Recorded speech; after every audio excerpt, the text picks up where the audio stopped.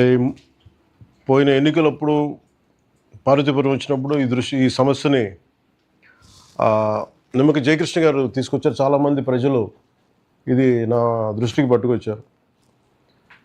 చాలా పంట నష్టం, ప్రాణ నష్టం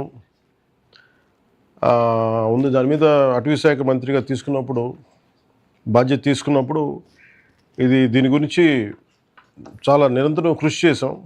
అయితే మనకున్న సమస్య ఏంటంటే మన దగ్గర ఈ ఎలిఫెంట్స్ని ఇది వసుదైక కుటుంబంలాగా మన ప్రకృతిలో మనం భాగమే తప్ప మనమే సంపూర్ణమైన ప్రకృతి కాదు. కాబట్టి మన యానిమల్స్కి కూడా దాని రైట్ ఉంటుంది, హక్కులు ఉంటాయి. అందుకని మనల్ని పంటలు నాశనం చేస్తున్నాయి కదా అని చెప్పి మనం వాటిని ఇష్టారాజ్యంగా మనం చేయలేము. దానికి కొన్ని రూల్స్ ఉంటాయి, పద్ధతులు ఉంటాయి.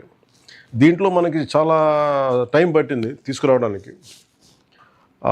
ముఖ్యంగా మనకేమో ఈ వైల్డ్ ఎలిఫెంట్స్ని టేమ్ చేసి ఆ సిస్టమ్ మన దగ్గర చాలా తక్కువ ఉంది. దాన్ని డెవలప్ చేయలేదు. ఏదో 1-2 ఎలిఫెంట్స్ ఉన్నాయి, అవి కూడా పెద్దవి అయిపోయినాయి. దాంట్లో బాధ్యత తీసుకున్న తర్వాత మన కర్ణాటక వెళ్ళడం, అక్కడ గౌరవ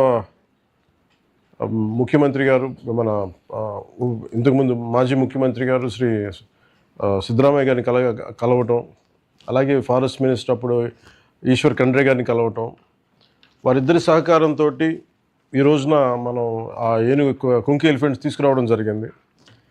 ముఖ్యంగా ఈరోజు మనం పార్వతీపురంలో చేస్తున్నామంటే దీనికి ముఖ్యంగా మనం కృతజ్ఞతలు చెప్పుకోవాల్సింది. We should be grateful to Karnataka state government and Karnataka leadership for supporting us in giving us Kunki elephants. And my wholehearted thanks to former CM's Honorable Sri Siddaramaiah Garu. And my heartfelt thanks to Ishwar Khandre ji, Forest Minister and Panchayat Raj Minister. వాళ్ళ ఇద్దరికి నా మనస్ఫూర్తిగా ధన్యవాదాలు చెప్తా ఉన్నాను.